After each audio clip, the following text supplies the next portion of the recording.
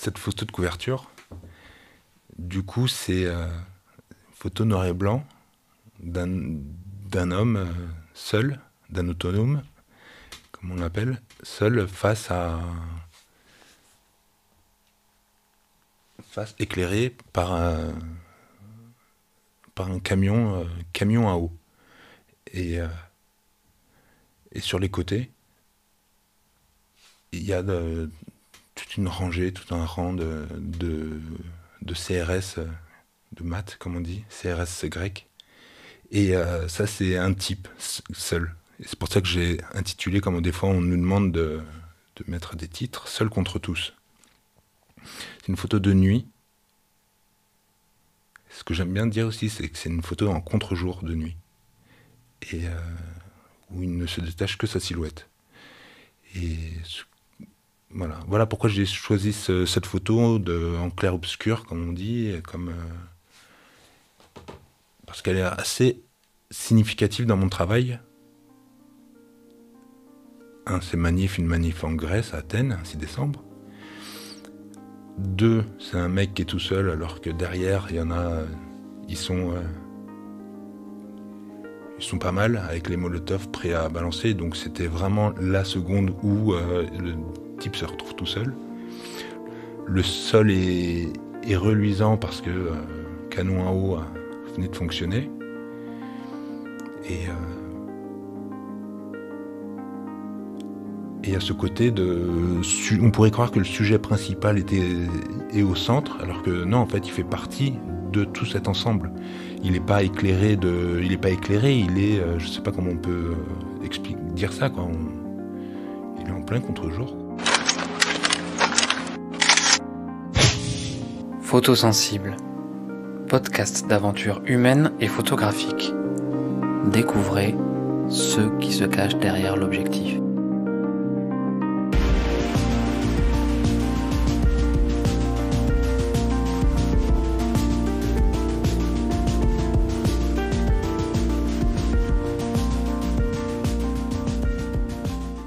Ben Hardcore. Ce nom vous dit peut-être quelque chose. Ben est un photographe engagé qui se sert de la photographie pour montrer, dénoncer, militer. Pas une de ces images ne nous laisse insensibles. Nous allons découvrir son univers et son parcours au travers d'un épisode en 2 parties. Ses débuts, du CAP photographie à Paris, jusqu'à Toulouse où il est venu poser ses valises il y a déjà presque 15 ans, et de ses envies d'ailleurs, qui le mèneront jusqu'en Italie, en Allemagne ou en Grèce. Ben pose un regard critique sur le monde et la société avec ses photographies, et s'il est plus simple pour nous de fermer les yeux de temps en temps, son travail nous rappelle à quel point il est important de ne pas rester aveugle et sourd aux maux de la société. C'est avec un regard dur mais sensible qu'il nous propose de réfléchir au monde qui nous entoure, et rien que pour ça, son travail vaut le coup d'œil.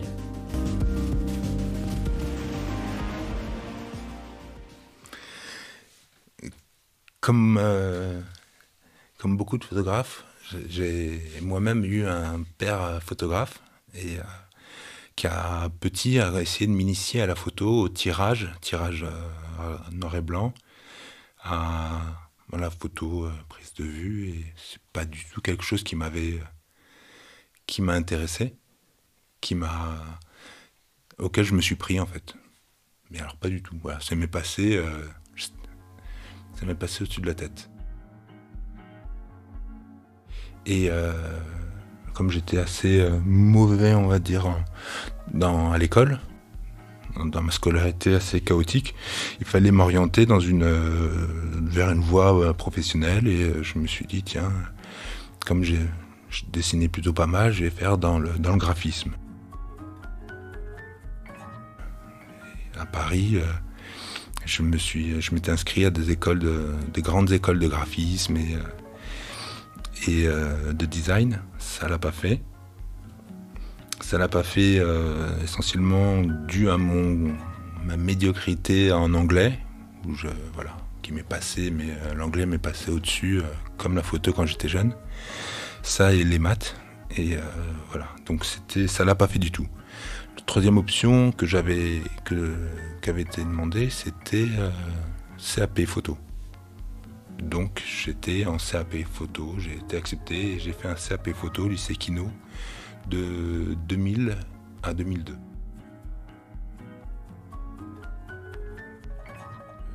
Deux ans pour de la photo, c'est en fait ça a été un survol, quoi. C'était un survol de technique. Technique important, quoi. C'est important, mais c'était vraiment touche à tout. Et on a vu la prise de vue argentique, la prise de vue à la chambre, un petit peu, vraiment de loin, la prise de vue numérique, parce que c'était vraiment pas quelque chose de très développé non plus. Et qu'on était tous à l'argentique, de toute façon. Et ensuite, le numérique, la retouche manuelle, beaucoup plus de retouches limite manuelles que numériques. On a vu, voilà, tirage couleur, tirage noir et blanc. Donc voilà, beaucoup de survol de tout et de technique. De ça, j'en ai gardé vraiment le tirage noir et blanc. Ça, c'est quelque chose de génial. Pour ça, j'ai continué beaucoup de photos noir et blanc. Et ça et l'infographie, la retouche numérique. À peu près à cette même période de fin de scolarité, de CAP, j'ai commencé à me poser la question qu'est-ce que j'allais faire de ma vie. Quelque chose qui me faisait flipper tout simplement, c'était de finir, on va dire, comme ce qu'on m'avait toujours dit, c'est-à-dire Clodo, quoi. Si t'es pas bon, si t'as pas une bonne scolarité, bah tu feras rien, tu gagneras, personne ne voudra de toi, tu gagneras pas ta vie et tu finiras à la rue. Et donc ceci faisant écho tout au long de ma scolarité, qui commençait à arriver sur la fin, la dernière année, et je me suis penché un peu sur ce sujet, du coup, les personnes, les clodos, les SDF, quoi, les personnes à la rue. Et ça a été mes premiers portraits, mes premiers entretiens. J'ai encore les photos de tirage, les entretiens plus du tout comme c'était sur disquette et ça s'est perdu. Mais voilà, c'est quelque chose qui m'a toujours tenu et depuis le début du coup de la photo, de l'apprentissage de la photo, depuis le début de ma photo jusqu'à aujourd'hui, où j'en reviens encore aujourd'hui à ça. C'était fort. L'autre chose qui fait l'autre photo formatrice, on va dire, c'est la quantité de photos, surtout tu vois beaucoup plus en argentique, c'était l'état qui s'amoncelle quand tu pars avec 3-4 pellicules et là tu vois, tu jettes à chier, et puis là en fait tu te dis mais je fais des photos de merde déjà, et tu te dis prochain reportage, prochaine manif, comme c'était surtout ça à ce moment-là, je pars avec une pellicule, je pars deux maxi au cas où, et puis voilà quoi. Et là tu cadres, t'arrêtes de shooter comme un con et tu cadres. Et ça c'était assez formateur.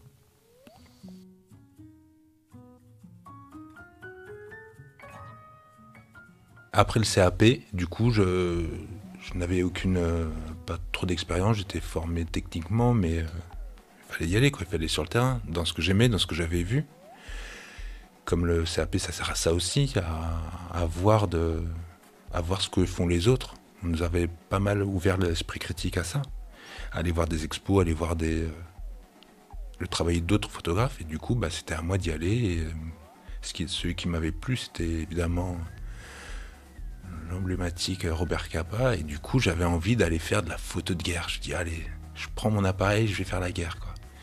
Et sauf que la guerre à Paris, c'est les manifs pour l'instant, et qui a été extrêmement formateur dans le fait que j'avais envie de prendre en photo les gens.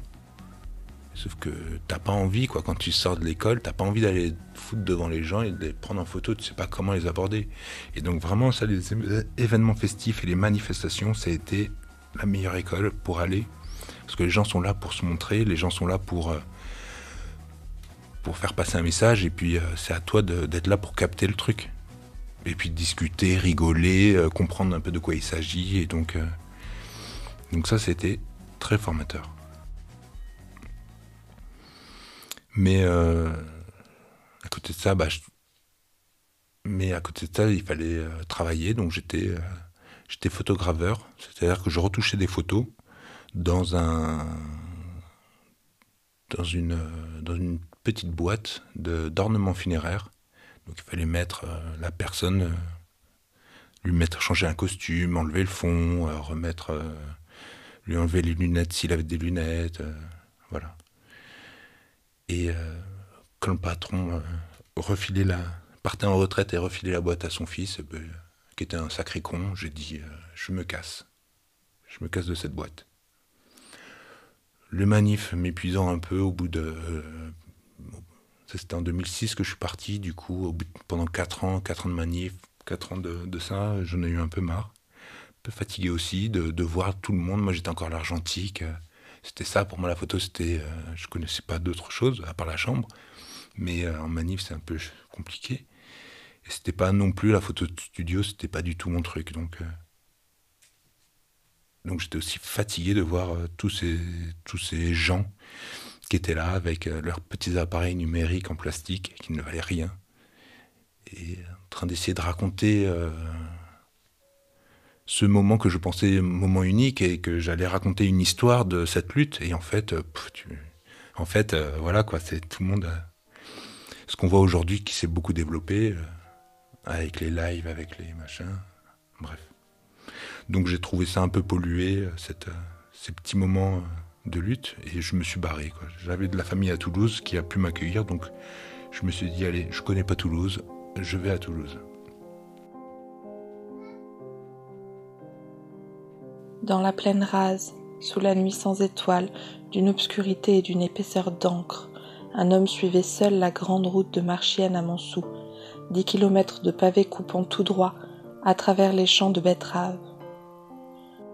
Devant lui, il ne voyait même pas le sol noir, et il n'avait la sensation de l'immense horizon plat que par le souffle du vent de mars, des rafales larges comme sur une mer, glacées d'avoir balayé des lieues de marée et de terre nue. Aucune ombre d'arbre ne tachait le ciel. Le pavé se déroulait avec la rectitude d'une jetée au milieu de l'embrun aveuglant des ténèbres. L'homme était parti de Marchiennes vers 2 heures. Il marchait d'un pas allongé, grelottant sous le coton aminci de sa veste et de son pantalon de velours. Un petit paquet, noué dans un mouchoir à carreaux, le gênait beaucoup, et il le serrait contre ses flancs, tantôt d'un coude, tantôt de l'autre, pour glisser au fond de ses poches les 2 mains à la fois, des mains gourdes que les lanières du vent d'Est faisaient saigner. Une seule idée occupait sa tête vide d'ouvrier sans travail et sans gîte. L'espoir que le froid serait moins vif après le lever du jour. Depuis 1 heure, il avançait ainsi, lorsque sur la gauche, à 2 kilomètres de Montsou, il aperçut des feux rouges, 3 brasiers brûlant au plein air et comme suspendus. D'abord il hésita, pris de crainte, puis il ne put résister au besoin douloureux de se chauffer un instant les mains. Zola, Germinal. De là, je me suis dit, tiens, s'il y a moins de monde, vas-y, quoi. C'était à la période du CPE, donc j'ai essayé de faire j'ai couvert une manif ou 2 du CPE et ça n'a pas pris. J'ai pas continué la photo à Toulouse et je me suis éloigné un peu de la photo. J'ai côtoyé des gens, des milieux, j'ai côtoyé notamment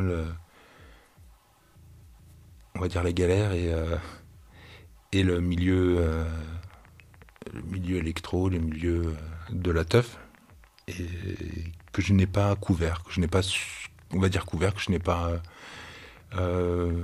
mis en image, et parce que c'était pas du tout mon truc de prendre en photo ce que je vivais, quoi.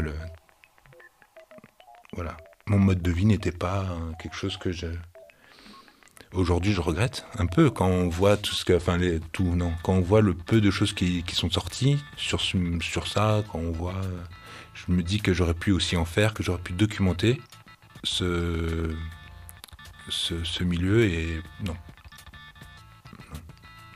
Donc, puis En 2010, quand j'ai commencé à un peu m'éloigner, à reprendre un peu mes ailes et voilà, parce que des fois, il faut quelques années, au bout d'un moment, ça s'essouffle, donc je repars dans une autre direction.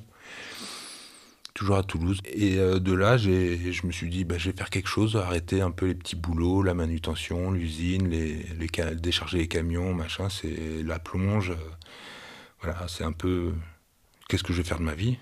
Donc là, j'ai fait une formation dans l'animation pendant 1 an. Et c'était animateur tout public. Et dans tout public, c'est vraiment tout public. Et donc je suis parti pas avec les gamins, pas avec les vieux. Je suis parti dans l'animation sociale et avec les personnes en précarité, avec les personnes... j'ai fait des séjours de vacances avec des gens les Roms de Ginestou, avec les au GAF aussi, qui est connu à Toulouse, qui a un accueil de jour de personnes sans domicile. J'ai fait d'autres, toujours dans ce contexte-là. Du coup, pour la continuité, je n'arrivais pas à documenter ma vie. Du coup, je me dis, je vais documenter ce qui nous entoure. Et en parallèle de ça, comme j'étais déjà un peu formé avec les manifs sur la question... une certaine question sociale de lutte. En parallèle, j'ai appris qu'il y avait manifestation de l'extrême droite à Toulouse. J'avais l'info en tout cas. Donc paf, j'y vais. Ça se tenait Prairie des Filtres, c'était en 2010, ouais. Prairie des Filtres, au moment où le bloc identitaire commençait à apparaître, quoi. Avec leur apéro saucisson pinard, et là ils avaient un truc de merde là, qui se montait à Toulouse et qui voulait faire aussi son apéro républicain. Et du coup il y avait une contre auquel je me suis pointé, et voilà, j'ai commencé à faire des photos de ces événements. Et de fil en aiguille, j'ai attaqué la photo, on va dire, purement militante, dans le sens où je vais rentrer dans une organisation pour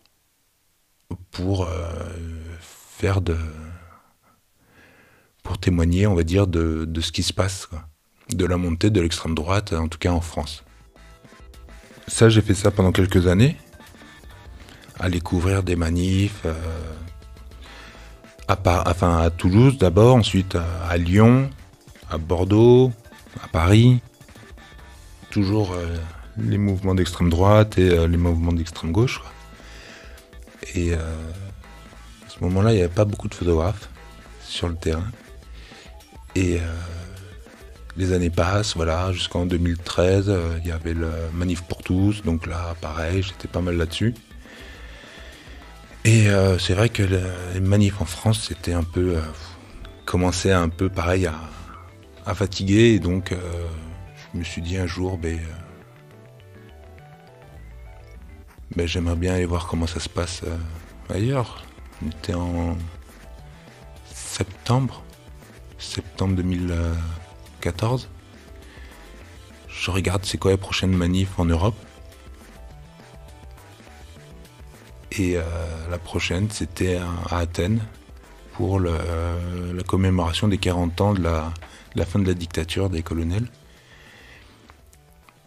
Et voilà, c'est quand? C'est la semaine prochaine. Ok, je prends un billet d'avion pour la semaine prochaine.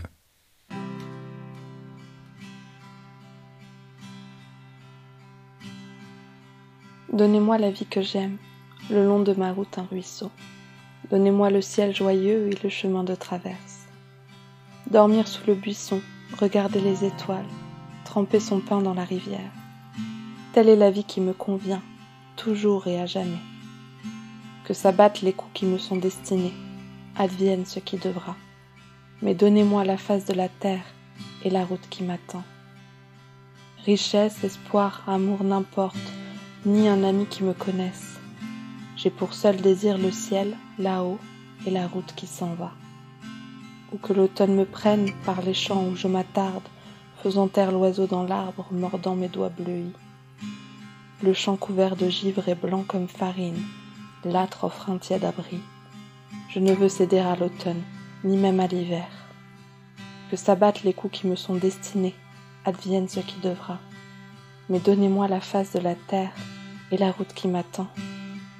Richesse, espoir, amour n'importe, ni un ami qui me connaisse. J'ai pour seul désir le ciel là-haut et la route qui s'en va. Robert Louis Stevenson, Le Vagabond.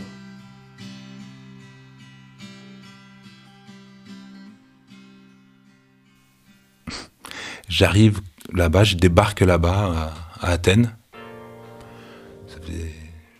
C'était quasiment la première fois où j'avais pris l'avion. Et j'avais pris une fois, mais quand j'étais petit, je m'en souvenais pas. Et là, voilà, tout le voyage, c'est ça, quoi. C'est waouh, l'avion, waouh, j'arrive, waouh, je suis à Athènes. Où est-ce que je vais? Et je discute toujours avec mon super anglais de l'époque où je n'ai pas du tout travaillé. Mais dans l'avion, je discute, je me rends compte qu'en fait, je ne connais pas la ville, je ne sais pas où je vais arriver.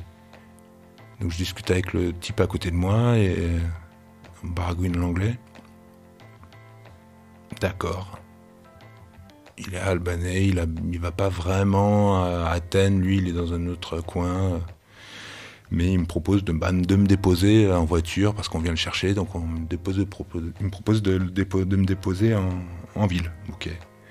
Je monte avec ces deux Albanais dans une voiture assez férave et on me dépose en plein cœur d'Athènes, quoi. Je descends de la bagnole, je vois des toxicos en train de fumer du crack, je vois des gens comme ça, à droite, à gauche, en train de dormir. Je dis, où est-ce que je suis, quoi? Je me dis, où est-ce que je suis? Et puis en même temps, génial, quoi. C'est cette beauté que je retrouve, voilà, quoi,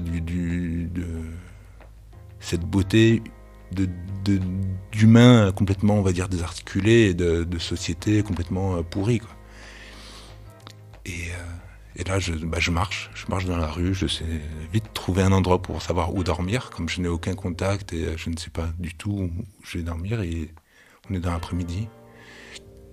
Je trouve un petit hôtel, bon, voilà. Et puis j'y reste une semaine, parce que c'est aussi quelque chose que je me suis dit, quoi. Tu vas pas dans un événement, mais tu vas... t'es pas à Toulouse ou à Paris, quoi. Tu vas vraiment découvrir ce lieu. Et donc, je me suis pris la semaine une semaine ou 10 jours pour découvrir la ville, découvrir les rues, découvrir les gens, découvrir tout ce côté historique qu'est Athènes. Et prendre des contacts. Le jour de la manif, par où ils vont passer, comment ça va se passer, voilà, vraiment un truc, essayer de faire, on va dire, le premier reportage. Vraiment, pour essayer de documenter au mieux. Et là, ça n'a pas été qu'une manif, ça a été découvert déjà, reportage sur la ville, reportage sur... il y a une semaine de festivités pour commémorer la fin de la dictature. Donc rencontrer différents groupes, parler avec différentes personnes. Il faut dire qu'à Athènes, en Grèce, mais à Athènes particulièrement, comme c'est le seul coin de la Grèce que je connais, je parlais que d'Athènes, les gens sont extrêmement ouverts, extrêmement bienveillants. Même s'ils ne te comprennent pas, ils vont essayer, ils vont te parler, voilà, donc ça, c'est quelque chose d'assez agréable aussi. Et la manif de la fin de la dictature arrive, et là, c'était impressionnant, quoi. Nuit dans le quartier d'Exarchia, le quartier étudiant à Nard, quoi. Des pluies de cocktails Molotov. Waouh. J'ai dit, waouh, voilà une manif, quoi. Voilà pourquoi je suis venu. Des pavés qui volaient, des Molotov, les flics qui allaient à coups de... qui débarquaient en moto, qui fracassaient les gens et qui se barraient, voilà, c'était tout d'un coup, la place était complètement envahie de lacrymos, mais envahie, imagine le Capitole, mais plus petit, mais envahi complètement sous les lacrymos. Et là, tout d'un coup, plus personne, alors qu'il n'y a que des bâtiments autour. Tu te retrouves tout seul, tu te dis, ils sont où les gens, quoi? Les gens, ils étaient rentrés juste dans les immeubles, et, parce que les gens, le quartier soutient ces mouvements. Et ouais, quand je suis revenu, ça a été une sacrée claque de se retrouver comme ça, quoi. Et en train de faire tes petites courses, en train de... Et tu te dis, mais en fait, voilà, le pays, enfin, ce quartier, cette ville est magnifique, accueillante, et j'y retourne, quoi. Et j'y suis retourné 3-4 fois. Pareil, pour les manifs, déjà, parce que c'est pas mal, ça bouge pas mal. Je suis allé à celle du 22 mars, qui était pour la journée mondiale contre le racisme. Je me suis dit, ouais, ça va péter. Et non, c'était très plan-plan, parce que c'était appelé par des groupes de gauche. Et donc ouais, ça c'était sympa, mais j'ai revu des contacts que je m'étais fait une première fois. Les gens me connaissaient pas, ils me disent c'est qui lui, on connaît pas, on sait pas ce qu'il fait. Et là j'ai pu présenter, on s'était gardé contact avec Facebook et tout ça, donc j'ai pu leur présenter en amont mon travail de ce que j'avais fait de la Grèce, et là c'était assez bien accueilli, et donc c'était surtout mis à part cette petite manif sympathique, cette petite marche, ça a été redécouvrir donc des groupes, des personnes qui m'ont fait découvrir encore la ville, et voilà. Moi la ville je la découvre en me perdant, en marchant juste voilà, avec l'appareil, et au détour d'une rue tu vois des trucs. 2014 j'y retourne, mais je vois au fur et à mesure des fois la ville qui change.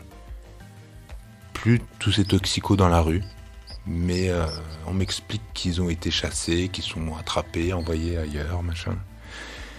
Plus certaines choses, quoi, qui commencent à changer. Et puis la dernière fois que je suis allé, c'était en 2018, décembre 2018, et là, j'ai vu sacré changement. Dans la ville, quoi, tout ce qui était en désolation après la crise de 2008, tout commençait à changer, à bouger. On peut se dire génial, quoi. Génial, ça y est, ils arrivent à sortir un peu de la crasse dans laquelle ils étaient. Et en fait, non, c'est tout ce qui se passe, c'est comme ce qu'on a pu voir ailleurs, quoi. Une gentrification.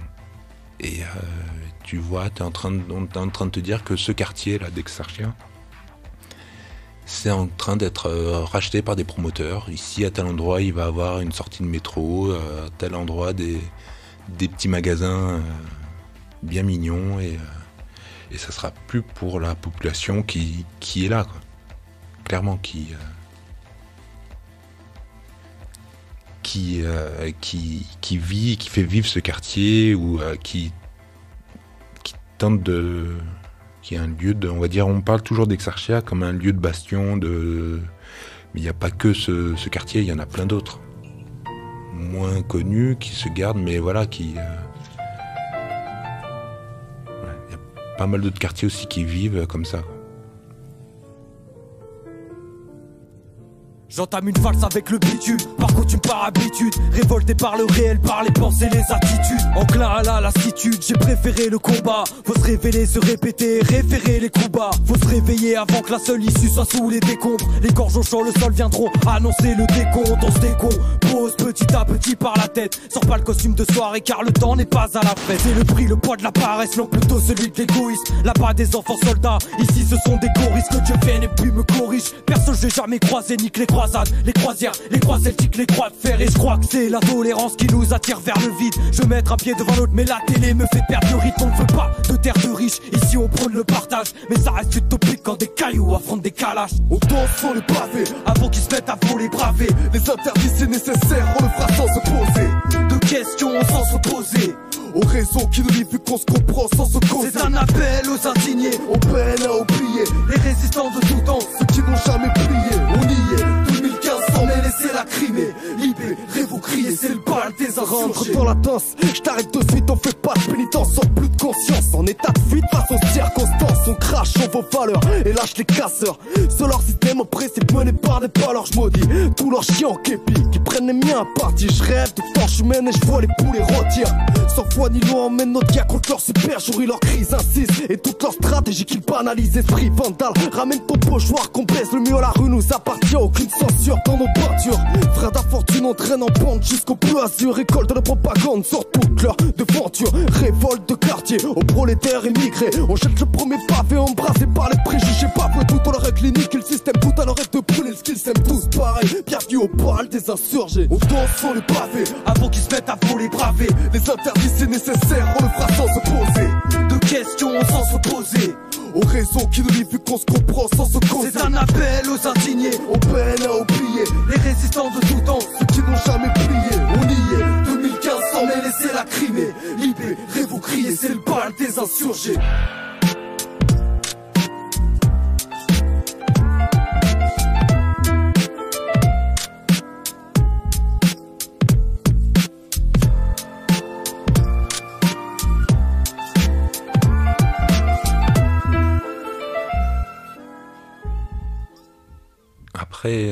Après Athènes, j'avais le goût de partir sur des voyages et de découvrir des manifs. Et, donc je suis allé en Allemagne, à Berlin. Côté militant, j'ai été vraiment très bien accueilli et très bien mobilisé. Après, la ville en elle-même, c'était moins... Voilà, les gens étaient moins... Je ne me suis pas attardé sur Berlin, sur l'Allemagne. Je suis allé en Italie pour couvrir, pareil qu'en Allemagne, des manifs d'extrême droite, des manifs contre l'extrême droite. Je suis allé 2 fois, je suis allé à Francfort aussi, après, contre l'ouverture de la Banque Centrale Européenne en 2015. Et voilà, tout ça,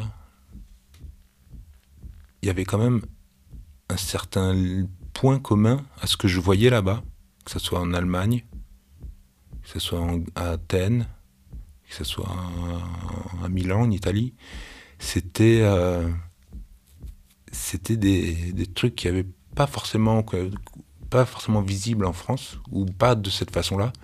C'était des petits camps de réfugiés, de migrants, de sans-papiers, on appelle comme on veut, mais c'était des groupes de personnes qui se rassemblaient en plein centre-ville, alors que d'habitude ils se cachent pour pas se faire choper. Là ils se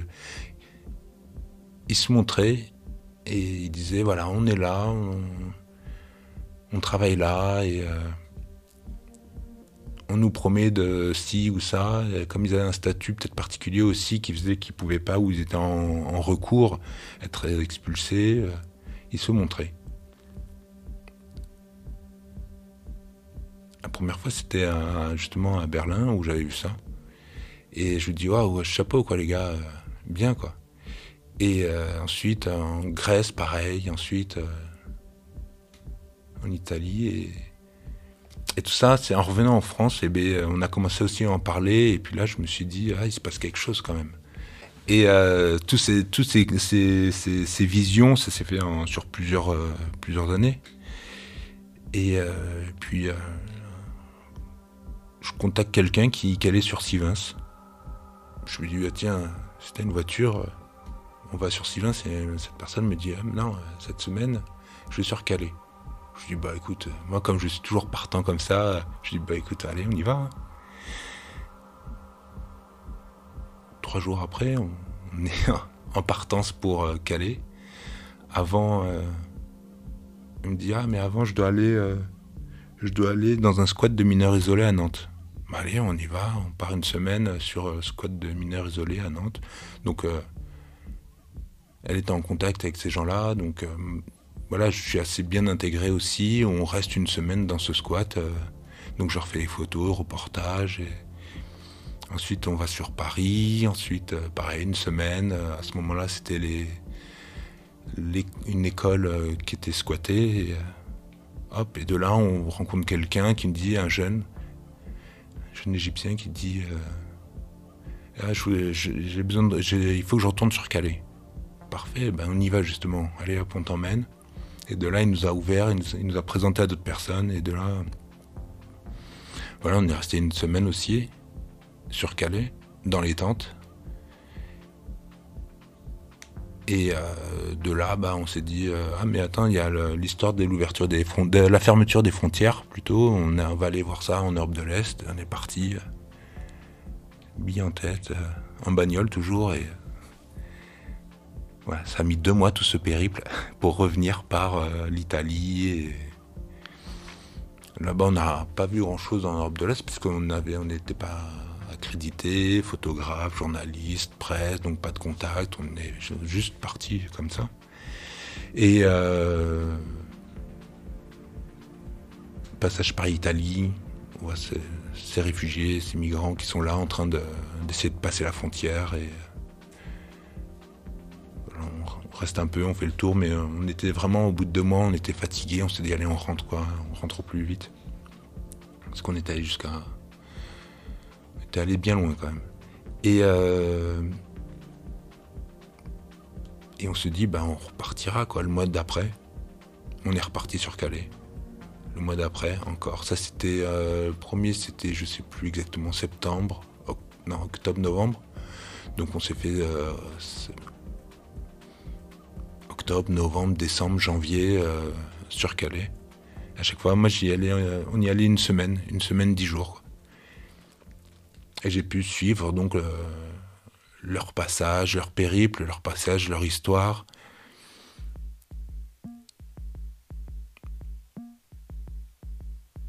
Voir aussi l'évolution avec les actualités. C'est-à-dire on entendait, Cazeneuve, je crois, disait ça y est, on va fermer la frontière à Calais, ça y est, on va mettre les moyens. On l'a vu de suite. Tu t'approchais plus comme tu t'approchais des camions, tu t'approchais plus, t'es contrôlé dans la rue, Parce que la première fois que je suis allé, je me rendais pas compte de ce qui se passait, de la chance que j'avais à ce moment-là, de suivre les gars. Je partais tout seul la nuit et je suivais les gars en train de monter dans les camions. Et un, il me dit, je suis là, je me dis, je monte ou je monte pas, quoi. Je monte dans le camion, j'y vais, quoi. La porte est ouverte, elle va se refermer.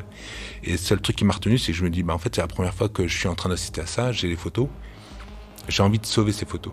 Je me fais choper, évidemment, qui vont pas se permettre sans carte de presse, sans rien, t'es qui, allez hop, merci, au revoir. Et donc j'y suis pas allé, mais les fois d'après, ça s'est durci, et là je me suis dit, merde, quoi. Je me suis rendu compte de la chance que j'avais à ce moment-là. Ensuite, ils sont allés de plus en plus loin, ils sont allés ces réfugiés étaient allés jusqu'en Belgique pour essayer de passer.